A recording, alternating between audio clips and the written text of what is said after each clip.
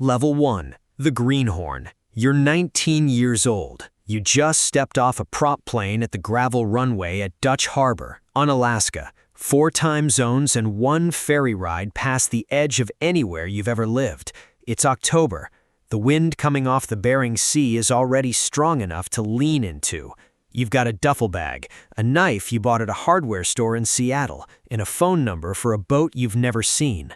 You find the FV Kestrel tied up at the harbor, rust streaking down from every bolt. A deckhand named Torres looks you up and down and asks if you've ever been seasick. You lie and say no. Within 6 hours of leaving the harbor, you're on your knees at the rail, finding out the truth. The captain doesn't slow down for you. Nobody does. You're issued a survival suit, neoprene, bright orange, nicknamed the Gumby suit by everyone on deck. You're told you have exactly 60 seconds to get into it if the boat starts going down. You practice twice. It never feels fast enough. Your first job is baiting hooks and stacking pots, steel cages roughly 7 feet across that weigh between 600 and 800 pounds empty. You watch a pot swing off the hydraulic launcher and clear the rail by inches.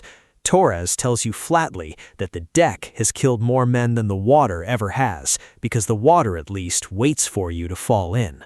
You don't sleep more than 4 hours a night for the first week. Your hands crack open from the cold and the salt. You tape them shut with electrical tape, because stopping to bandage them properly costs time nobody has. The galley cook, a heavyset man named Ferris who's fished these waters for 20 years, tells you the fishery used to run as a derby, a chaotic 3 or 4 day sprint, where every boat raced to grab as much crab as it legally could before the season slammed shut without warning. He tells you it's safer now under the new quota system, then laughs in a way that makes you wonder exactly what safer meant before. You are, officially, worth less on this boat than the crab. Level 2. The Deckhand. 3 weeks in, you've learned the rhythm. Haul, sort, bait, stack, dump. The captain runs a string of pots along the shelf edge near the Pribilof Islands, water 400 feet deep and cold enough that survival time without a suit is measured in single-digit minutes. You learn to read the deck the way a driver reads traffic, always knowing where the block is, where the line is running, where you'd fall if the boat rolled hard right now. A wave takes the stern one night. It buries you to the waist in freezing water for 4 full seconds. You come up laughing because that's what you're supposed to do out here, because the alternative is admitting how close it actually was. You start making real money for the first time in your life, a few $100s a day some days, nothing on others, the kind of income that makes no sense to anyone back home who's never worked a boat. You call your mother from the galley satellite phone. She asks when you're coming back. You tell her, after the season. You don't fully believe it yourself. Quick pause.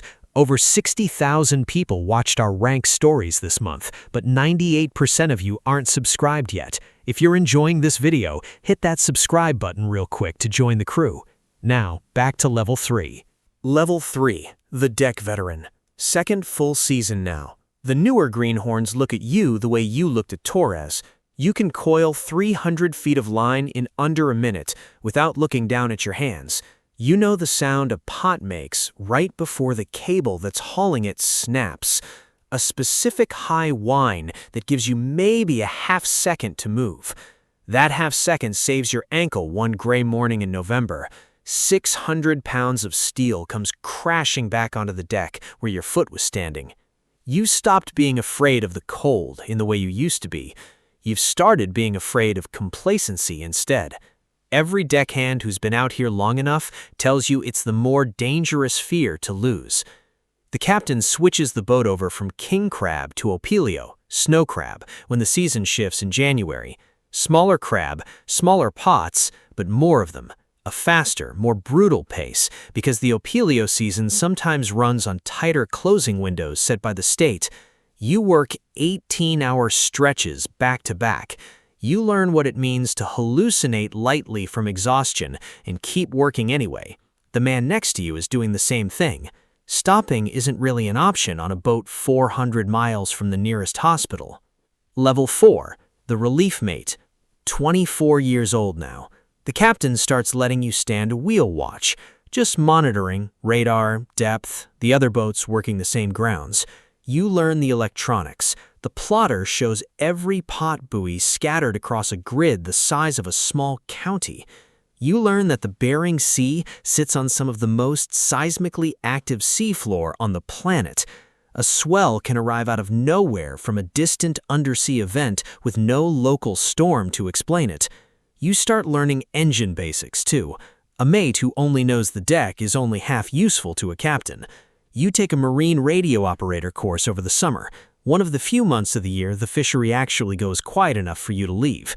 You watch the captain make a call one night to skip a productive string of pots because the ice building on the rigging is adding weight high on the boat.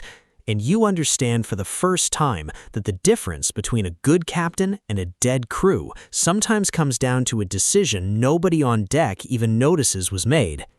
Level 5. The first captain. 28 now. An owner who's aging out of the fishery offers you the wheel of his second boat for the season.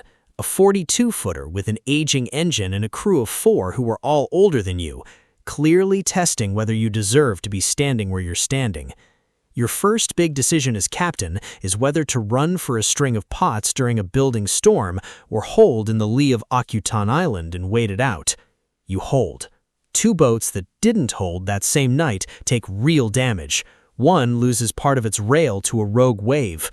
Word travels fast in a fleet this small. Holding turns out to be the decision that earns you more respect than any catch would have. You learn the business side for the first time. Fuel costs that eat into the season before you've even sold a single crab. Insurance premiums that make you understand exactly why this job pays what it pays. You learn to negotiate with the tender boats, the vessels that meet you offshore to buy your catch by the pound, so you don't have to burn a full day steaming back to Dutch Harbor and losing fishing time you can't get back. You bring in your first full season as a captain of record. The math works. Barely. Level 6. The Quota owner. Since 2005, Alaska crab fishing hasn't run as the old free-for-all derby it used to be. Boats racing to grab as much crab as possible in a handful of chaotic days before the season slammed shut. It runs now on individual fishing quotas, shares of the total allowable catch assigned to specific vessels, and eventually to people like you. At 32, you buy your first quota share, a percentage of the Bering Sea red king crab harvest that's legally yours to catch every season it opens. It costs you nearly everything you've saved across a decade on deck and at the wheel, plus a loan that keeps you up more nights than any storm ever did. But it changes everything about how you work. You're no longer racing every other boat in a 3-day sprint. You can fish your quota over weeks instead of days, choosing your weather windows instead of being forced into whatever the calendar hands you. The fishery, on paper, gets measurably safer because of exactly this shift. You still lose sleep, you just lose it over spreadsheets instead of swells. Level 7. The boat owner. 36 now, you buy your own vessel outright, a 110-footer. You name it after your daughter, who was born the same winter you signed the loan. You're responsible now for everything. The crew's safety, the maintenance logs the Coast Guard inspects, the insurance that costs more than most people's houses. You hire your own greenhorns. You find yourself repeating Torres's old line about the deck, almost word for word. Not because you planned to, because it turns out to be simply true. You lose your first crew member that year. Not to the sea directly, to a rogue swell that snaps a line under load. It takes 2 fingers off a young deckhand's hand before anyone can react. You fly him to Anchorage yourself. You sit with him in the hospital hallway. You understand, in a way you didn't fully understand as a deckhand yourself, exactly how much weight a captain actually carries. Weight that nobody watching from shore ever sees. Level 8. The fleet operator. 41 now, and you own 3 boats, running king crab in the fall, a Pelio in the winter, tanner crab in the spring, gap between the 2. Keeping your crews working nearly year-round instead of scrambling for other jobs during the off months the way you once had to. You've become what the older hands call a highliner, a captain whose boats consistently outfish the fleet average. That reputation alone lets you recruit the best deckhands in Dutch Harbor before any other boat gets the chance. You sit on an industry safety board now, working alongside the Coast Guard and NOAA on rules for stability requirements and survival gear, because you've buried enough friends to know exactly which regulations are written in somebody's actual blood. You still go out yourself sometimes, not because your boats need you on deck, because staying too far from the work for too long is its own kind of danger you're not willing to risk. Your 3 vessels together are pulling close to 2 million pounds of crab across a good year now, and you've learned to read a season the way you once read a single wave, watching quota numbers, ice reports, and market prices for red king crab all at once, because a captain who only watches the water anymore is only doing half the job. Level 9. The Mentor. 48 now. The fishery has changed more in your career than in the 60 years before it.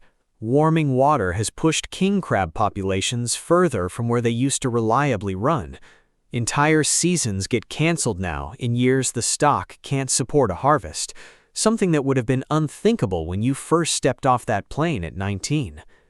You spend more time now training young captains than fishing yourself, walking them through weather calls, quota math, and the specific difference between a decision that looks brave and a decision that actually is. You give a safety talk at the harbor before opening day every October. The same speech, nearly word for word each year, because the greenhorns arriving fresh off the plane need to hear it exactly as plainly as you once did. You tell them the deck doesn't care how tough they think they are. You tell them the Bering Sea basin sits on some of the most seismically restless ground on the planet. The same water that makes this the most productive crab fishery on Earth is the same water that can turn on a boat in minutes with no warning at all. Most of them don't fully believe you yet. You didn't either. Level 10. The Legend. 61 now. You've mostly stepped back from the wheel, though you still ride along on opening week most years. Dutch Harbor without you on the water feels like somewhere you no longer fully belong. A documentary crew interviews you about 4 decades on the Bering Sea. You find yourself struggling to explain the specific quiet of a wheelhouse at 3 in the morning in a way anyone who hasn't lived it could actually understand. Your daughter, the one your first boat was named for, runs her own vessel now, quota shares and all. She calls you after every closing week, the same way you used to call your mother from that galley satellite phone 40 years earlier. You sit on your porch in Alaska some evenings and watch the harbor lights, thinking about tourists, gone now more than a decade, and about how many hours of your life you spent certain you wouldn't see the following morning.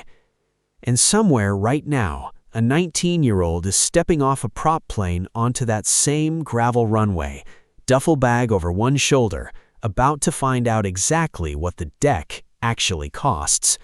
They don't know yet. They're about to.